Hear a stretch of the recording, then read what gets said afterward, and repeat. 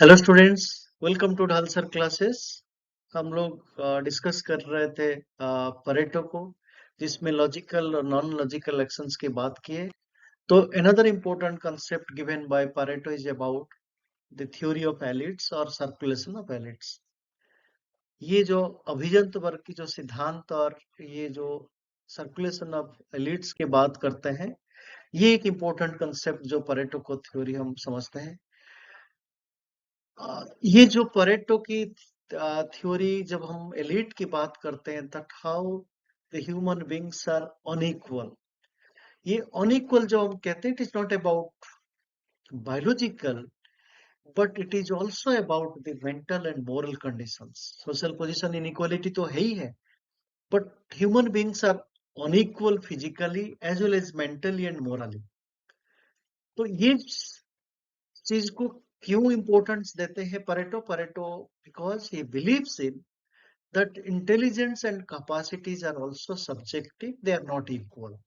तो आप सभी को अगर बराबर भी देते हैं facilities, still the capability approach या इंटेलिजेंस या आईक्यू लेवल, ये दोनों बराबर नहीं हो सकते। जैसे कि एक माँ बाप के बच्चे, इवन दो तीन भाई बहन हैं, तो दोनों तीनों बच्चों के अंदर जो आपको लगेगा सारे फैसिलिटीज इक्वली दिया गया है, but still there would be inequality in terms of intelligent level और कैपेसिटी। एक भाई सिविल सर्वेंट भी हो सकता है, दूसरा क्लरिकल नौकरी भी करता है, जो भी उसका कारण हो। That means even with in a similar pattern of life resources, so there is an inequality in terms of capability or intelligence.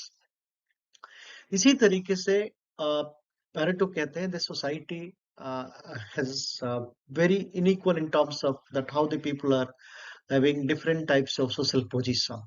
जब हम अभियंत वर्ग व एलिट की कहते हैं, तो कोई कोई लोग उनकी पोजीशन, सोशल पोजीशन को हम एलिट मानते हैं, और कोई कोई पोजीशन को कमजोर वर्ग या मार्जिनलाइज्ड मानते हैं। और एलिट की यहाँ पे जो अवधारणा है, इसका सबसे इम्पोर्टेंट है that how somebody is different, somebody is more important, more capable, more intelligent in any sense, educationally, economically, in any sense, या किसी भी पोजीशन को लेके, सोशल पोजीशन को लेके वो अपनी पोजीशन को बेहतर रखता है, उसको हम एलिट कहते हैं। So that means Pareto defined elite as a class of people who have the highest indices. तो इसका मतलब किसी ना किसी रूप में अपने आचरण, अपनी एक्टिविटीज के माध्यम से दूसरों से बेहतर है। दूसरों से बेहतर means you have created your position, achieved status है, और आप अपने आप को बेहतर बनाने के लिए जो भी प्रक्रिया है, पढ़ाई लिखाई या बिजनेस या किसी भी activities, sports, athletes, whatever, so you created your position with highest indices. तो आपकी कोई भी कारण, केवल कोई भी एक्टिविटी के माध्यम से आप दूसरों से अपने आप को अलग करते हो। यहाँ पे एलिट क्यों, दो टाइप्स की एलिट की बात करते हैं Pareto. One is governing elites और अनदर नॉन गवर्निंग एलिट्स। जब गवर्निंग एलिट्स की बात करते हैं, those who are associated with the government और स्टेट, सरकार या राज्य से जुड़े हुए पोजीशन, पद को, जैसे आप जज, डीएम, एसएसपी, तहसीलदार, जो हमारी सरकार से जुड़े हुए हैं, और उनकी जो position governing elites, because they have a power which is given by the state or the government. तो governing elites हो गया। Non-governing elites, the power is not there, the authority is not there, but they have a power with respect to public and mass. जैसे कोई celebrity, जैसे for example Virat Kohli, Sachin Tendulkar, या कोई business tycoon, या कोई फिल्म स्टार, अमिताभ बच्चन, शाहरुख खान, आमिर खान, सलमान खान। तो ये जो एलिट है, it has a relationship with that how the society has accepted them. They are different in their field, they have got something different achievement in their respective fields. तो आपकी अपनी खेल कूद से हो, या अपनी एक्टिंग के माध्यम से हो, या बिजनेस के माध्यम से हो, आप अपने आप को अलग बनाया। तो ये जो स्पेशल क्वालिटी, स्पेशल क्राइटेरिया आपने फुलफिल किया to become an elite in the society, so that becomes the non-governing. But governing and directly or indirectly, they have a relationship with power and authority with respect to the government. ये दोनों की जो बात होती है, that how both are important in terms of their social position.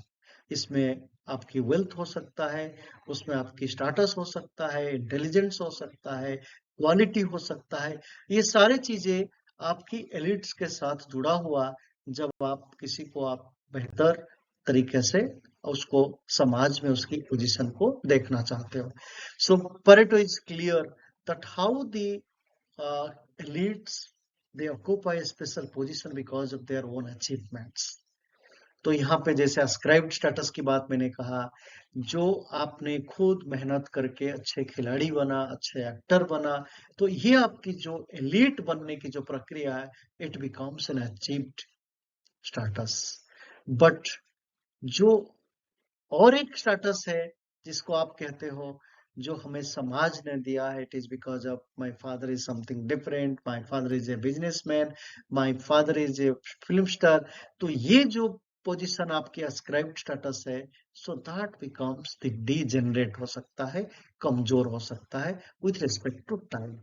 तो इसका मतलब जो हम लोग सेलिब्रिटी मानते हैं, जिसको बड़े बड़े सेलिब्रिटी या एलीट मानते हैं, अगर ये अचीव करके लिए हैं, तो उनके जो नेक्स्ट जनरेशन अगर उनके लिए ascribed स्टेटस हो जाता है, so that becomes the way that there can be degeneration.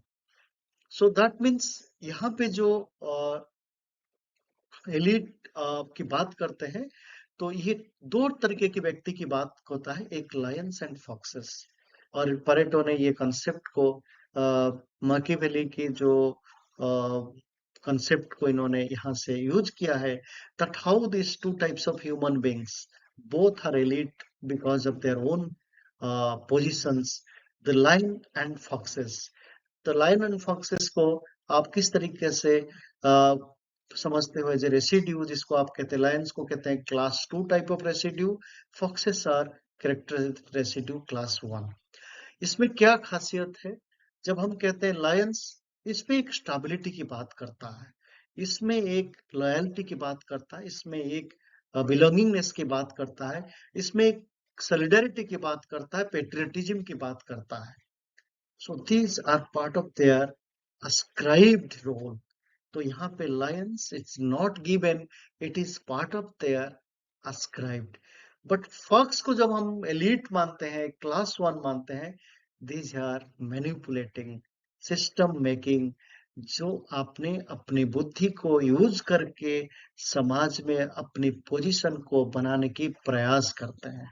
तो इसका मतलब it is not ascribed, rather it is achieved. तो आप कभी कभी देखेंगे fox, they cannot be lion, but they always defend to be a lion.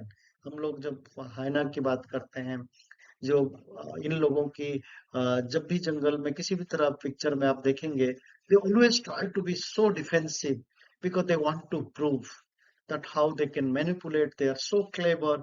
They have relationship with to achieve something like lions, but they cannot be lions. But they always try to be lion because of their manipulating capacity. तो ये जो lion और fox की बात करते हैं, दो तरीके के व्यक्ति, individuals as a residue, Pareto बात करते हैं, that becomes an important aspect to understand that कभी ये जो lion and fox, ये दोनों फिक्स नहीं है, ये हमेशा अपनी पोजीशन को चेंज, इसलिए उसको कहते हैं special grids that from one to another positions. यहाँ पे जब परेटो की बात करते हैं, that how the elite is not about only lions or only foxes, it is a mixture. तो जब हम elite की बात करते थे, तो lions भी हैं और foxes भी हैं। क्यों? Because there are situations where the lions are not only the part of the social system as an elite, but foxes are also coming for the power. तो यहाँ पे जब भी हम बात करते हैं आइडियल इकोनॉमिक सिस्टम में, जो स्पेकुलेटर्स हैं, जो रिस्क नहीं लेता है, that becomes the lions. But risk कौन लेता है? Foxes. Foxes are, they are the real risk taker. Otherwise, lions are the rentiers because they don't take the risks. But foxes are imaginative, innovative, and they take the risk to do something to get something. जब circulation of elites की बात करते हैं, that how the foxes and lions they convert one form to another form. तो जब भी हम social change की बात करते हैं, एक साइक्लिकल नेचर है और ये मार्क्स की थ्योरी की तरह लीनियर नहीं है. It is a process that how Pareto's views society moves from one state to another state is a cyclical manner, not a linear manner. Cyclic, it is always in a position to revolve, ना कि straight line की तरह एक linear motion में society की परिवर्तन. तो ये दोनों lion and fox, they change their place because of it is circulatory in nature. Thank you so much for watching Nalsar classes.